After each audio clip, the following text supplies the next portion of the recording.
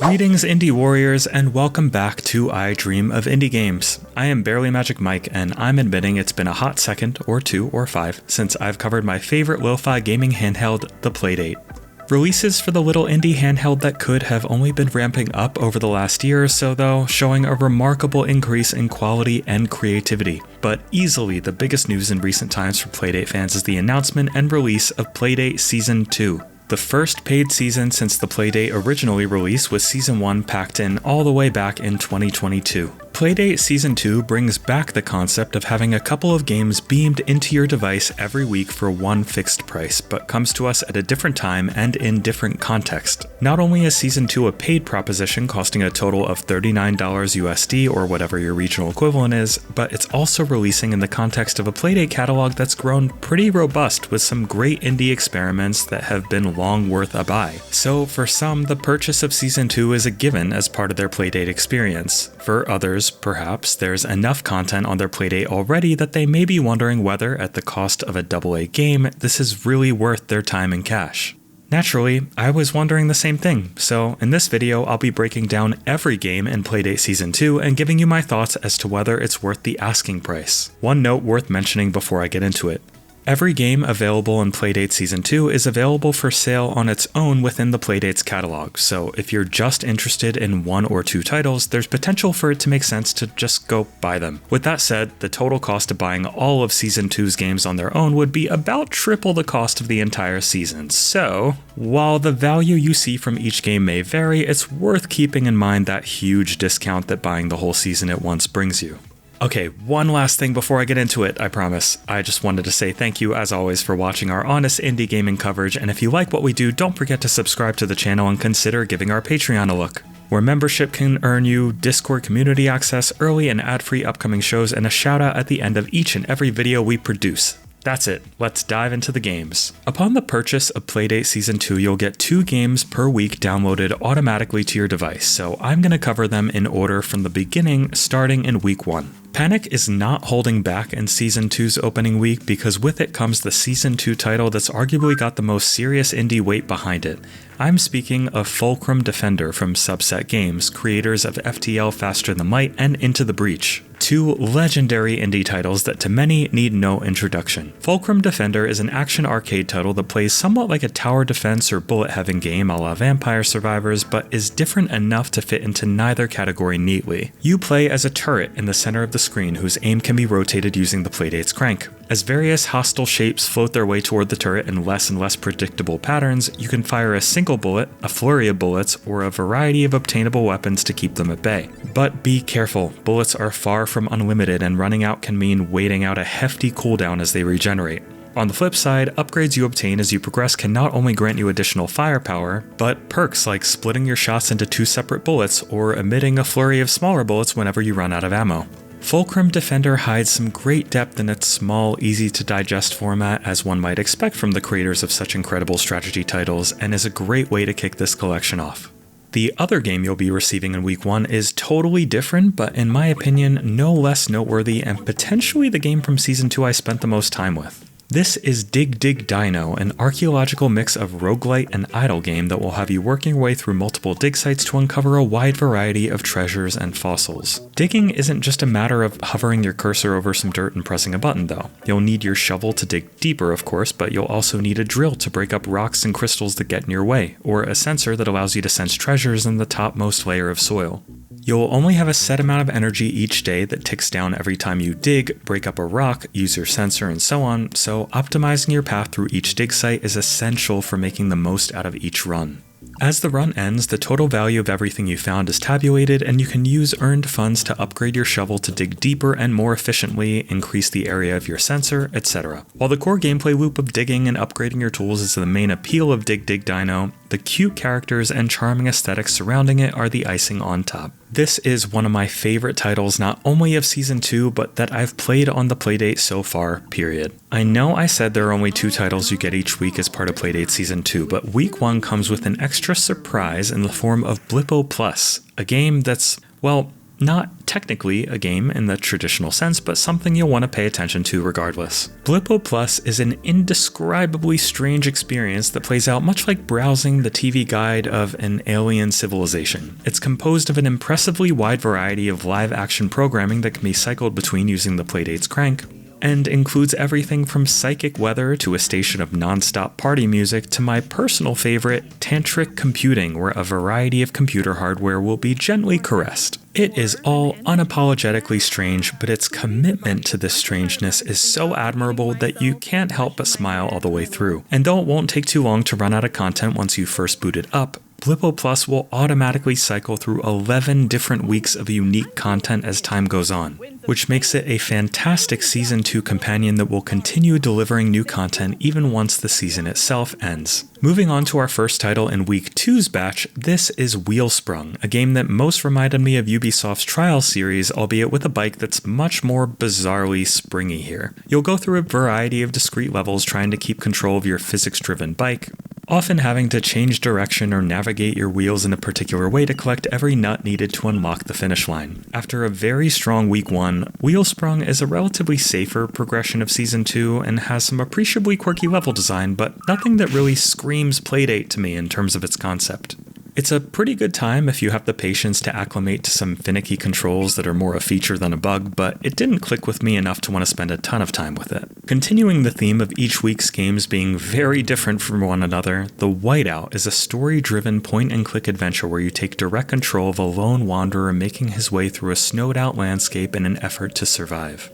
Thankfully, writing of admirable quality permeates throughout the experience and combines with some nuanced sound design to make slow traversal of this snowy wasteland an immersive and captivating experience. Puzzles will generally involve collecting items and finding the right context to use them in, but can occasionally use the Playdate's crank to make proper use of the handheld's features. Your mileage will vary with this one depending on your tolerance for slow-paced narrative puzzle games, but having a more serious experience like this round out Season 2's overall vibe makes the Whiteout a welcome addition indeed. Now let's move on to Week 3 with Otto's Galactic Groove, a goofy and charming rhythm game where you'll use the Playdate's crank to navigate your way along a track as notes come at you that you must tap or hold, pretty much exactly like Trombone Champ if I were to compare it to another indie title's gameplay. Unlike Trombone Champ though, missing or being off on a note in Otto's Galactic Groove will not make it sound like you're murdering a duck, as this is a much more traditional rhythm game and doesn't have too much in the way of wild surprises. Your enjoyment of it will depend to some degree on how you feel about the music, which I thought was totally fine but without any real standout tracks. Using the crank with timed button presses as a control scheme certainly felt novel as well, but can feel hard to be precise with compared to a mouse or an analog stick, making it so I would occasionally contort my hands into odd configurations to make sure I didn't totally suck at it. Overall though, I enjoyed Otto's Galactic Groove, even if it's not one of the more memorable titles in the Playdate library. Rounding out Season 2's third week is Long Puppy, an unusual platformer-esque title grounded in the very clearly real scientific principle that anytime a dachshund eats anything, they grow longer and longer until they're the length of an Amazonian snake. In Long Puppy, you'll engage in the strangest game of fetch in the world, where you'll have to retrieve a ball that's been thrown over a large gap by finding enough food throughout the environment to grow to the extent that stretching over to the ball is possible. You'll do this by pressing up to stretch out your puppy and down to unstretch them while using the crank to determine the stretch direction. Anytime you stretch onto a walkable surface, your butt will automatically bounce its way back to you. Using Long Puppy's novel control scheme to navigate its environment is a little cumbersome at first, but I grew used to it and before long was having a pretty good time finding all of the num-nums available to stretch my puppy out and making my way to the ball before my owner's previous ghost dog tries to snatch it from me. Yeah, this is a weird game. And while it's one of the smaller titles in Playdate Season 2, I have to say the aesthetic here didn't quite do it for me. It felt like the game was trying to be kind of cute, but its titular puppy looks less like a cute, stretchy dog and more like a cursed eldritch slinky at times, often coming off a bit creepier than I imagine was intended. It's a decently good time overall though. Alright, let's move on to Week 4 now, starting with a game I won't have a lot to say about because I unambiguously hated it and never want to play it again. This is very much a me thing though, and the most mileage may vary title in Playdate Season 2 by far. Shadowgate PD is the only game in Playdate Season 2 that's actually a remake or arguably a demake depending on your perspective. Whichever way you want to consider it, this is a lo-fi handheld reimagining of the 1987 classic computer game Shadowgate, where players will make their way through a castle to defeat the evil Warlock Lord. The gameplay here is what felt to me like an extremely antiquated and cumbersome point-and-click interface where most of the time is spent looking at a static screen while figuring out which item you want to click to use and which piece of the environment you want to click to use the item on. While I can't profess any experience with the original Shadowgate, what I can point out is that the lack of color in this Playdate version feels like a liability, making certain items in the environment like a hidden key less distinct than I otherwise imagined they'd be. Combine this with the fact that using the directional pad rather than a mouse to scroll around the screen picking on things to click feels sluggish and almost instantly exhausting, and I see virtually no redeeming value to playing this beyond a quick hit of nostalgia for those who were into the original. Again, my perspective will be very different from those who grew up with games like this, so take that for what it is, but for me, Shadowgate PD is the weakest title in Season 2 by a very wide margin.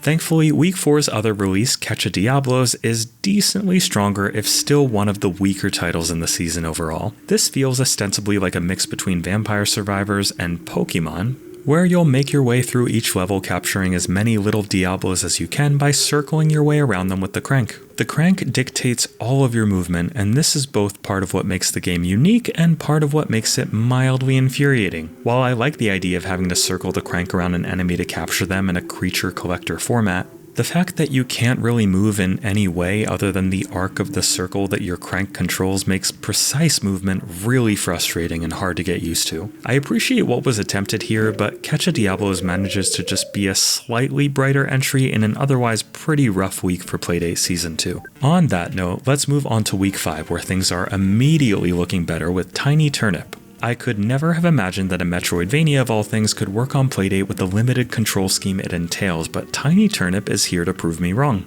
As a turnip that sprouted arms for some reason, you'll move through a variety of areas gaining new abilities and using the Playdate's crank in novel ways like positioning your arms on climbable walls or rolling yourself around the level Metroid style.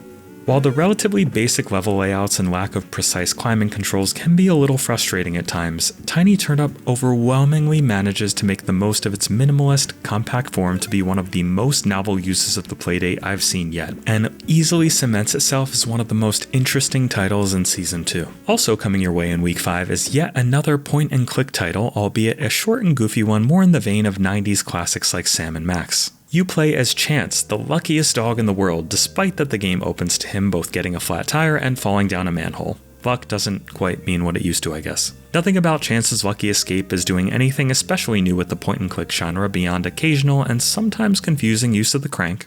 But I enjoyed the goofy situations Chance found himself in, and it felt like the charm this genre is often known for comes through pretty strongly here.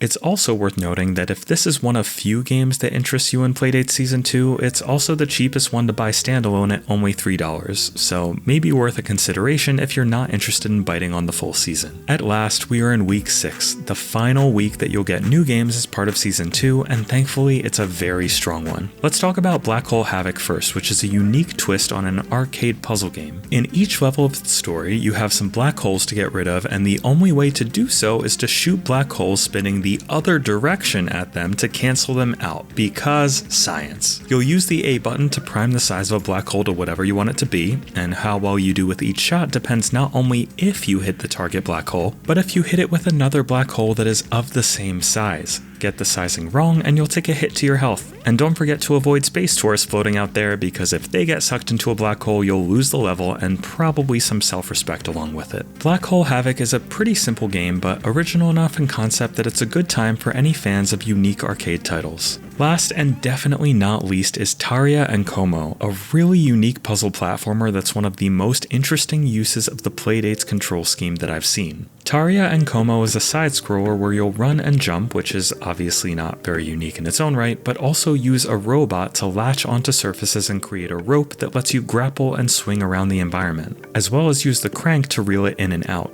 It's genuinely impressive how much mileage this game gets out of a relatively simple use of the crank, and despite what felt like some inconsistent frame rates at times, the game feels very satisfying to play and does a great job of making its physics-driven platforming the star of the show.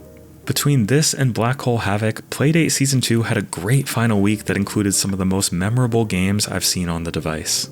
It's pretty hard to be disappointed with Playdate Season 2 as a whole. While its first and last weeks are easily the highlights of the experience, the only week I'd consider to be in any way bad is week 4, since Shadowgate PD was not my thing at all, putting it mildly, and CatchaDiablos controls felt too flimsy to make me want to play for very long. Overall though, given that $39 asking price for the whole season, unless you're only interested in 1 or 2 titles, this is a pretty easy buy recommendation if you're looking for some consistently good Playdate content. It's been amazing watching the Playdate community grow as more and more games release, and I really hope Season 2 sees a level of success that gives us more seasons like this. Because frankly, this feels like a huge step up over Season 1, which was a lot more mixed in my opinion. As developers lean into the Playdate's unique features and continue to come out with interesting creative experiences for it, I will most definitely be continuing to pay attention, and I hope you will too. Thanks for checking out the video, and keep it here for the latest and greatest indie gaming content, Playdate or otherwise.